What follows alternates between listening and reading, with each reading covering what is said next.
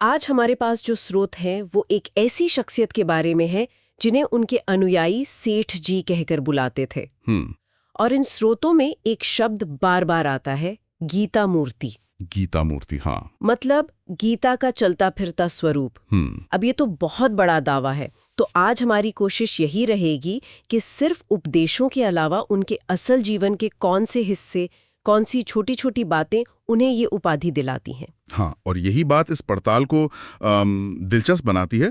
हम सिर्फ उनके विचारों की बात नहीं करेंगे, बल्कि इन स्रोतों में जो विवरण दिए गए हैं उनके आधार पर उनके जीने के तरीके को देखेंगे। सही। उनकी शारीरिक क्षमताएं कैसी थीं, वो अपने परिवार के साथ कैसे थे, और समाज के प्रति उनका रवैया क्या था।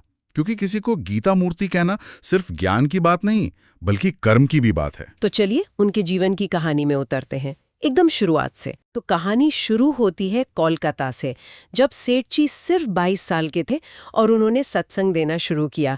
पर जो बात मुझे हैरान कर रही है वो ये है कि आज हम जब बड़े बड़े आध्यात्मिक गुरुओं को देखते हैं तो हजारों लाखों की भीड़ होती है। हाँ, बिल्कुल। यहाँ स्रोतों में लिखा है कि शुरुआत में सिर्फ 20-25 लोग आते थे। ये तो किसी के घर में होने वाली छोटी सी बैठक जैसा लगता है। और ये एक बहुत जरूरी बात है, वो शुरुआती दौर उनके पूरे अंदाज की नींव रखता है। ये प्रवचन सेठ आत्माराम जी खेमका की गड्डी में होते थे। ये कोई बड़ा हॉल या पंडाल नहीं था, बल्कि एक निजी जगह थी। अच्छा। माहौल बहुत गहरा और व्यक्तिगत होता था। रात में तो ये संख्या और भी कम हो जाती थी। वो अपने 4-5 खास लोगों के साथ बैठकर घंटों बातें करते थे। तो ये एक तरफा भाषण नहीं था, ये एक संवाद था, एक डायलॉग। मतलब ये कि उनकी शिक्षा भीड़ के लिए नहीं, बल्कि एक एक व्यक्ति के लिए तैयार हो रही थी। और इसी से जुड़ी एक और बात इन स्रोतों में मिलती है, उनके लिखे हुए पत्र। लिखा है कि लोग उनके पत्रों के एक एक शब्द से वैसे ही अर्थ निकालते थे जैसे गीता के श्लोकों से। हाँ, ये थोड़ा अजीब नहीं लगता? एक सामान्य पत्र में इतना गहरा क्या हो सकता है? ये उनके संवाद करने के तरीके की खासियत दिखाता है। इससे पता चलता है कि वो अपने हर शब्द को कितना नाप तोल कर इस्तेमाल करते थे। उनके लिए शब्द सिर्फ जानकारी देने का माध्यम नहीं थे, वो चेतना को जगाने का एक औजार थे। जब कोई व्यक्ति इतने ध्यान से लिखता है तो पढ़ने वाला भी उतने ही ध्यान से पढ़ता है। वो पत्र सिर्फ जवाब नहीं होते थे, वो अपने आप में एक साधना बन जाते थे। ये दिखाता है कि उनके लिए बोलना, लिखना, सब कुछ उसी एक आध्यात्मिक धुरी से जुड़ा हुआ था। ये कह तो उनके संवाद में गहराई और सटीकता थी। पर इन स्रोतों में मैं एक ऐसे हिस्से पर आई जिसे पढ़कर मुझे यकीन ही नहीं हुआ। ये उनकी शारीरिक ताकत के बारे में है। ये किसी कहानी जैसा लगता है। क्या आप इस पर और रोशनी डाल सकते हैं? हाँ, ये किस्से उनके व्यक्तित्व का एक बिल्कुल अलग पहलू दिखाते हैं। जैसे एक जिक्र है कि जवानी में वे चारपाई की रस्सी को मुट्ठी में पकड़कर हवा में चारों ओर घुमा दिया करते थे। क्या? हाँ, जरा इस तस्वीर की कल्पना कीजिए। एक हाथ से पूरी चारपाई को गोल गोल घुमाना, ये सिर्फ ताकत की बात नहीं है, ये असाधारण है। और सिर्फ यही नहीं, एक और जिक्र है कि वो अपनी दोनों हथेलियों पर एक एक लड़के को खड़ा करके उठा लेते थे। ये तो किसी सर्कस के करतब जैसा लगता है। बिल्कुल। एक आध्यात्मिक व्यक्ति के जीवन में इस तरह की शारीरिक शक्ति का क्या काम? यहीं पर बात गहरी हो जाती है। ये सिर्फ मांसपेशी की ताकत का प्रदर्शन नहीं था, ये उनके अपने शरीर पर उनके नियंत्रण को दिखाता है। और ये नियंत्रण सिर्फ बाहरी बल तक ही सीमित नहीं था। अच्छा। एक और हैरान करने वाली बात इन स्रोतों में मिलती है। वे अपनी इच्छा से शरीर के निचले हिस्से को ठंडा और ऊपरी हिस्से को गर्म कर सकते थे, एक ही समय पर। 1 मिनट, क्या मतलब वो अपने शरीर के तापमान को अपनी मर्जी से बदल सकते थे? ये कैसे मुमकिन है, और ऐसा कोई क्यों करेगा? जब उनसे यही सवाल पूछा गया कि ये कैसे होता है, तो उनका जवाब उनके पूरे दर्शन को समझा देता है। उन्होंने कहा, इसमें क्रिया की प्रधानता नहीं है, केवल संकल्प। जैसा चाहे वैसा कर लेता हूं।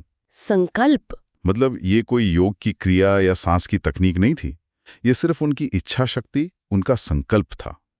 उनके लिए मन और शरीर दो अलग अलग चीजें नहीं थी। मन जो सोचता था, शरीर उसे कर देता था। वाह। ये दिखाता है कि उनके लिए इच्छा शक्ति कोई अमूर्त विचार नहीं, बल्कि एक भौतिक शक्ति थी, एक ऐसा टूल जिससे वो अपने शरीर को चला सकते थे। तो ये संकल्प शक्ति ही उनकी कर्मठता का भी राज होगी, क्योंकि स्रोतों में लिखा है कि 70 साल की उम्र के बाद भी वो रोज 16-16 घंटे काम करते थे। 16 घंटे? हाँ। सुबह 4:30 बजे उठना और रात तक लोगों से मिलना, लिखना, सत्संग करना, ये बिना किसी असाधारण इच्छा शक्ति के तो मुमकिन नहीं लगता। और उनके लिए समय की कीमत क्या थी, इसका एक बहुत ही यादगार किस्सा है। एक व्यक्ति थे शिव भगवान जी, जो शायद लोहे का काम करते थे। उन्होंने एक दिन सेठ जी से मजाक में कहा, ताऊ जी आपको तो काम करने के लिए लोहे का आदमी चाहिए, आप तो किसी को आराम करने का मौका ही नहीं देते। अच्छा। जरा सोचिए, एक लोहे का काम करने वाला मजदूर ये बात कह रहा है। हाँ, ये अपने आप में बड़ी बात है। तो सेठ जी ने क्या जवाब दिया? उनका जवाब एक ही वाक्य में उनके पूरे जीवन का सार था। वाह। उन्होंने कहा, भैया समय जो व्यर्थ बीत जाएगा उसे वापस कैसे लाया जा सकता है। वाह। इस एक लाइन में सब कुछ आ गया। उनके लिए हर पल कीमती था, हर क्षण का उपयोग होना था। चाहे वो शरीर पर नियंत्रण पाना हो या लोगों की सेवा करना हो, सब कुछ उसी एक संकल्प और समय के सदुपयोग से जुड़ा था। ये संकल्प शक्ति सिर्फ उनके अपने शरीर या काम तक ही सीमित नहीं थी। इसका असर उनके करीबी रिश्तों पर भी दिखता है, खासकर उनके अपने पिता के साथ, जिनकी कहानी तो अपने आप में एक बड़ा बदलाव दिखाती है। हाँ, ये बहुत ही मार्मिक प्रसंग है। उनके पिता श्री जयदयाल जी शुरुआत में सत्यार्थ प्रकाश के अनुयायी थे। अच्छा। इसे समझने के लिए थोड़ा संदर्भ जरूरी है। सत्यार्थ प्रकाश आर्य समाज का प्रमुख ग्रंथ है, जो उस समय का एक बड़ा सुधारवादी आंदोलन था, और मूर्ति पूजा जैसी कई पारंपरिक मान्यताओं पर उनके विचार अलग थे। तो एक पिता के लिए इस पृष्ठभूमि से आकर अपने ही बेटे में एक अवतार को देखना, ये एक बहुत बड़ा वैचारिक और भावनात्मक बदलाव था। वो अपनी पत्नी से कहते थे कि ये हमारा बेटा नहीं, अपने घर में अवतार आया है। एक पिता के लिए ये कहना, ये तो बेटे के प्रति श्रद्धा की पराकाष्ठा है। और उनके अंतिम समय का जो संवाद इन स्रोतों में दिया गया है, वो बहुत ही गहरा और जटिल है। बहुत ज्यादा। पिता बार बार पूछते मेरा शरीर रहेगा या नहीं, और सेठ जी सीधा जवाब नहीं देते। वो कहते हैं मुझे मालूम नहीं, या बताने से कोई फायदा नहीं। ये थोड़ा अजीब नहीं लगता? वो सच क्यों नहीं बता रहे थे? इस बातचीत में एक मनोवैज्ञानिक गहराई है।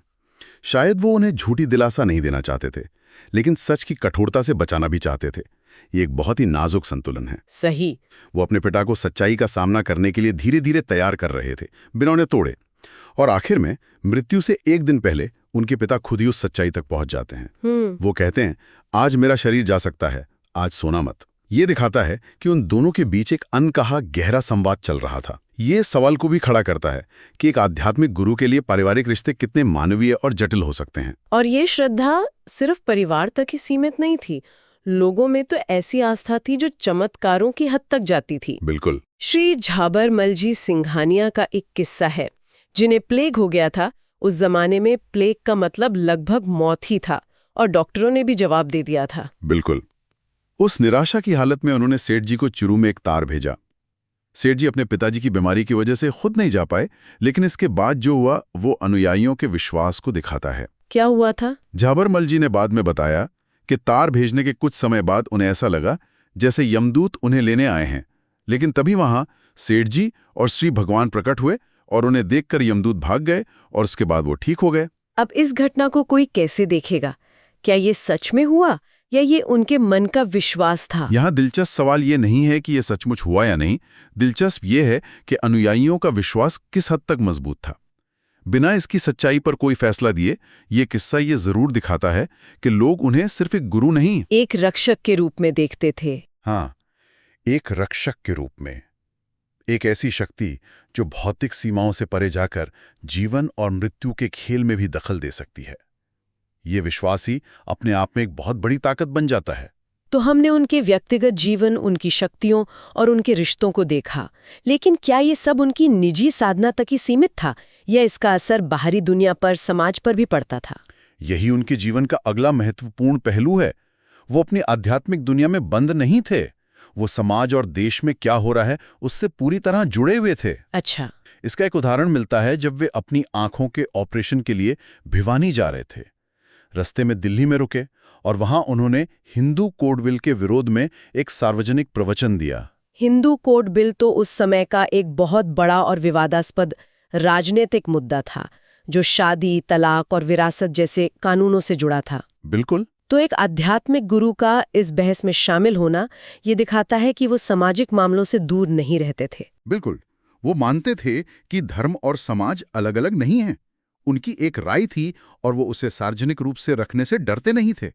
लेकिन उनकी सक्रियता सिर्फ भाषण देने तक ही सीमित नहीं थी, जो कि सबसे जरूरी बात है। सही। वो जमीन पर उतरकर काम करने में विश्वास रखते थे। आप गोरखपुर में पड़े अकाल की बात कर रहे हैं, है ना? हाँ, और ये घटना शायद उनके गीता मूर्ति होने का सबसे बड़ा प्रमाण है। संवत 2006 में जब गोरखपुर के इलाके में भयंकर अकाल पड़ा, लोग भूखे मर रहे थे, तो उन्होंने सिर्फ चंदा इकट्ठा करके या निर्देश देकर अपनी जिम्मेदारी पूरी नहीं की। वो खुद भाई जी के साथ जीप में बैठकर गांव-गांव गए, अपने हाथों से लोगों को अनाज और कपड़े बांटे। ये तस्वीर बहुत शक्तिशाली है। एक आध्यात्मिक गुरु जिसे लोग अवतार की तरह पूजते हैं, वो धूल और कीचड़ में उतरकर बिना किसी दिखावे के सीधे लोगों की मदद कर रहा है। यही उनके जीवन का सार था। ये दिखाता है कि उनके लिए सेवा कोई उपदेश का विषय नहीं थी, ये उनके जीवन का कर्म था। ज्ञान और कर्म उनके लिए दो अलग-अलग रास्ते नहीं थे, बल्कि एक ही सिक्के के दो पहलू थे। सही बात है। सच्ची आध्यात्मिकता समाज से भागकर नहीं, बल्कि समाज के दुख दर्द में शामिल होकर ही पाई जा सकती है।